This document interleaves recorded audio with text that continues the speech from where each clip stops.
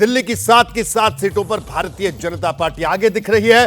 चांदनी चौक पर टक्कर कड़ी है, लेकिन यह आंकड़ा तब का है क्योंकि कांग्रेस के प्रत्याशियों की सूची कांग्रेस और आम आदमी पार्टी के कल ही आई है, चाहे चांदनी चौक की बात हो और चाहे मनोज तिवारी की सीट की बात हो। बहरहाल यानी हम बात करें उत्तर पूर्वी दिल्ली की बात हो।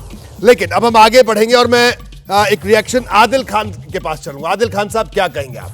आम आदमी पार्टी और कांग्रेस ने गठबंधन तो कर लिया, जो शाजिया आलमी का भी सवाल था और हमारे वरिष्ठ पत्रकार का पैनल है, इनके पास भी मैं आऊंगा, इनसे भी यह सवाल पूछूंगा कि ये जो गठबंधन आपने किया है कि लोगों के बीच में आपको यह भी तो दिखाना पड़ेगा कि कितना नेचुरल है। क्या यही वजह तो नहीं है कि एक दूसरे के साथ आने का जो फायदा होना चाहिए था वो आंकड़ों में रिफ्लेक्ट नहीं हो रहा है? देखिए रोहित भाई, मुझे नहीं पता कि आपने कितना सैंपल आप लोगों ने लिया, कहां से लिया, किसका सर्वे किया, मुझे आइडिया नहीं है। पर ये एक बात तो साफ है कि आम आदमी पार्टी कभी सर्वे में नहीं आती। आम आदमी पार्टी जब रिजल्ट आता है तो वो सीटें लेकर आती है। आपने देखा दिल्ली के अंदर 3 चुनाव आम आदमी पार्टी जीत के आई, कभी सर्वे में नहीं आई, पर रिजल्ट में भारतीय जनता पार्टी की जमानत जरूर जब्त कराया आम आदमी पार्टी ने। सेम पंजाब में पूरे देश ने देखा कि किस तरीके से हम सर्वे में नहीं आ रहे थे, पर वहां से भारतीय जनता पार्टी की सारी सीटों पर जमानतें जब्त जरूर करवाई। एक बात। दूसरी बात, अभी मैं यशवंत जी को सुन रहा था, उन्होंने कहा कि सर्वे में एक चीज निकल के आई है कि अरविंद केजरीवाल दिल्ली में सबसे पसंदीदा यानी सबसे लोकप्रिय नेता हैं। आज दिल्ली का सबसे लोकप्रिय नेता और 3 बार के प्रचंड बहुमत से चुना हुआ मुख्यमंत्री एक फर्जी मुकदमे, फर्जी केस में जेल में है। दिल्ली के लोगों में काफी गुस्सा और काफी नाराजगी है और इसका जवाब, जेल का जवाब वो वोट से जरूर देंगे। दूसरी बात, अभी शाजिया जी कह रही थी कि 2014 में, 2019 में, 2024 में सेम होगा। नहीं होगा। इसलिए नहीं होगा कि 2014 में आपने एक जुमला बोला था, वही जुमला आपने 2019 में रिपीट किया और वही जुमला आप 2024 में भी लेके जा रहे हैं। आपने कहा था महंगाई कम करेंगे। दिल्ली की जनता आपसे पूछ रही कि आपने महंगाई क्यों नहीं कम किया? आप रोजगार देने की बात कर 2 बार लेके आए थे ना, और फिर आप लेके आ गए। तो आपसे पूछ रही है कि आपने रोजगार क्यों नहीं दिया पिछले 10 सालों में? आपने चुनावी भाषण भ्रष्टाचार की मोदी जी बात करते हैं अपने जुमला पत्र में। अरे चुनावी भाषण समझिए, आप लोग झूठे लोग हो। शुरू कर दो भ्रष्टाचार की बातें। झूठ बोलने से नहीं होता। जुमला पत्र जो आपने बांटा है ना, देखिए, अरे जुमला पत्र आपने बांटा है ना, आप है वो आप भी जानते हैं। तकलीफ क्यों हो रही है आपको? झूठे आप है वो आप भी जानते हैं। आप झूठों की मशीन हो। झूठे आप हैं, आपको अच्छे से अंदाजा है। आप तो झूठ की मशीन है। मुझे तकलीफ नहीं हो रही है, मुझे नहीं गुस्सा आ रहा है एंकर पर। आदिल भाई और शाजिया जी, मैं आप दोनों को रोक रहा हूं। आदिल भाई, आपकी बात भी पूरी आ गई। शाजिया जी, मैंने आपकी बात भी पूरी सुनी। कांग्रेस की बात सुन लेते हैं। नीरज मिश्रा साहब मौजूद हैं। आदिल भाई रुके, आपके सहयोगी पार्टी इनका भी एक रिएक्शन ले लेते हैं। नीरज मिश्रा साहब, आप ये बताइए कि आपको लगता है कि कांग्रेस का वोट ट्रांसफर होगा क्या आम आदमी पार्टी के लिए? रोहित जी, देखिए, हम तो सहसम्मान ये जो आंकड़े हैं इसको नकारते हैं। शाजिया जी, एक बार नीरज मिश्रा कांग्रेस के नेता, उनकी बात सुन लेते हैं, फिर मैं आपके पास दोबारा आऊंगा भी जी। रोहित जी, मैं ये कह रहा था कि हम सहसम्मान इस आंकड़े को नकारते हैं क्योंकि जैसा कि यशवंत जी कह रहे थे, इसमें सबसे बड़ा एक वेरिएबल ये है कि हमने जो अपने कैंडिडेट्स दिए हैं वो कल ही दिए हैं, और वो चेहरा आने के बाद वो किस तरीके से रिफ्लेक्ट करेगा आंकड़ों में, उसके ऊपर एक दोबारा सर्वे होना चाहिए।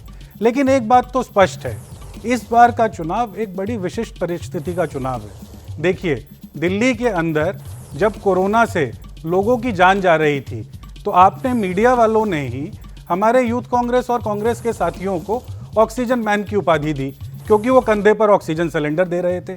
और जो भाजपा के साथ नीरज भाई, मैं ये चाह रहा हूं कि क्या आपका वोट ट्रांसफर हो पाएगा क्या आम आदमी पार्टी? रोहित जी, उससे बड़ी बात है, गठबंधन में ये बड़ी दिक्कत आती है। रोहित जी, दिल्ली की जनता का तो सम्मान करिए, उनके मुद्दे तो सुन लीजिए, उसके बाद वोट ट्रांसफर की बात करेंगे।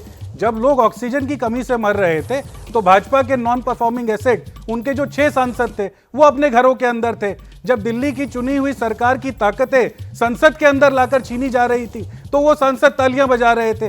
दिल्ली के अंदर सांप्रदायिक दंगे हो रहे थे और एक भाजपा का सांसद संसद के अंदर एक सांसद को ऐसी भाषा बोल रहा था जो मैं आपके यहाँ रिपीट नहीं कर सकता। तो ये एक बड़ी विशिष्ट परिस्थिति का चुनाव है। और बड़ी बात तो ये है, इंडिया गठबंधन एक वैचारिक गठबंधन है जो ये मानता है कि पिछले 10 साल के अंदर जो अन्यायकाल चला है, जिसमें सबसे ज्यादा व्यापारी, युवा और इस देश की महिलाओं के ऊपर जो अन्याय हुआ उसके लिए हम लोग साथ हैं। तो ठीक है। कार्यकर्ता और नेता सब एक साथ मिलकर इस भाजपा के अन्याय काल का अंत करने के लिए बैठे हैं। ठीक है, आपका कहना है वैचारिक गठबंधन है। प्रभु चावला जी क्या कहेंगे आप? ये जो वैचारिक गठबंधन नीरज जी ने जिसका जिक्र किया, क्या जनता भी इसको, हालांकि जो सर्वे सामने आया है, हालांकि कैंडिडेट अभी कल अनाउंस हुए हैं, इसलिए ये बात भी हम कह रहे हैं, लेकिन क्या दिल्ली की जनता इस वैचारिक गठबंधन को इस विचार के तौर पर ले पाएगी? क्या आपके ऑब्जर्वेशन है सर? जो वैचारिक गठबंधन तो आइडियोलॉजिकल होता है, परंतु कांग्रेस और आप में क्या कॉमन है आइडियोलॉजिकली, मेरे को समझ में नहीं आता अभी तक। एक का वैचारिक संबंध ये है कि बीजेपी को हराना है, उसके लिए इकट्ठे हुए हैं।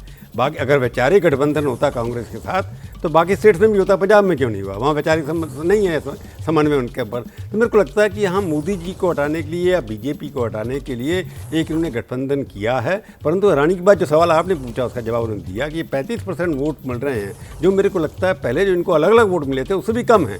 जी। ये बात ठीक है नहीं? हाँ, उधर 35, इसका मतलब दोनों के बढ़ने के बाद 35% कांग्रेस के और इनके गठबंधन के वोट हैं। तो ट्रांसफर कहीं ना कहीं से नहीं हो रहा है, बढ़त नहीं हो रही, एडिशनलिटी नहीं हो रही। और अकेले जैसे ने कहा कि केजरीवाल कितने पॉपुलर हैं, उनको 50% से ज़्यादा वोट मिलते हैं। तो इसका मतलब ये है कि वैचारिक गठबंधन नहीं है, ये सिर्फ नेगेटिव गठबंधन जिसको आप कह सकते हैं। नेगेटिविटी इसका मतलब नेगेटिव उस सेंस में नहीं कह रहा कि ये खराब है, नेगेटिव इसलिए कह रहा हूँ कई बार आता है वोट मांगते हैं आप इसको हटाने के लिए, मेरे को जिताने के लिए वोट नहीं मांग रहे आप। अपोजिशन का वैचारिक गठबंधन इस वक्त इंडिया का यही है, नेगेटिविटी है कि हम इनको हटाना चाहते हैं क्योंकि डेमोक्रेसी को खतरा है, कॉन्स्टिट्यूशन को खतरा है, इसलिए इनको हटाना पड़ेगा। हम क्या करेंगे, वो बद्दे उठा रहे हैं, पर उस नारा और नीति को मिला नहीं पा रहे हैं। रोहित जी, केजरीवाल जी के वोट दरअसल कांग्रेस और भाजपा के दोनों के विकल्प के रूप में उभरने के कारण हुए थे। उनके आधे वोट कांग्रेस को हराने के लिए और आधे वोट भाजपा को हराने के लिए। अगर वो कांग्रेस के साथ में जाएंगे तो जो भाजपा कांग्रेस को हराने वाले आधे वोट हैं वो भाजपा की ओर जाएंगे जो लोकसभा चुनाव में जाते हैं। और अगर वो भाजपा के साथ कभी भूले भटके चले गए तो जो भाजपा को हराने वाले वोट हैं वो कांग्रेस की ओर चले जाएंगे। बड़ी महत्वपूर्ण बात। तो ये बहुत बेसिक सा वहां का है। और ये लगभग 20% वोट ऐसे हैं जो विधानसभा और लोकसभा चुनाव में इधर से उधर पेंडुलम की तरह स्विंग। बिल्कुल यशवंत जी, बड़ी महत्वपूर्ण बात आपने कही। जैसे ही घड़ी का काटा दोपहर 2:30 पे आए, बबीता जी का दिल सास बहू साजिश के लिए मचल जाए। और ये है इनकी बहू, पूरे दिन ऑफिस की टेंशन हो जाए गॉन जब ये करें अपना फेवरेट शो फ्री टाइम पे ऑन। इनकी तरह आप भी देखें अपना फेवरेट शो अपने टाइम पर और डाउनलोड कीजिए एबीपी लाइव ऐप अपने स्मार्ट टीवी पर।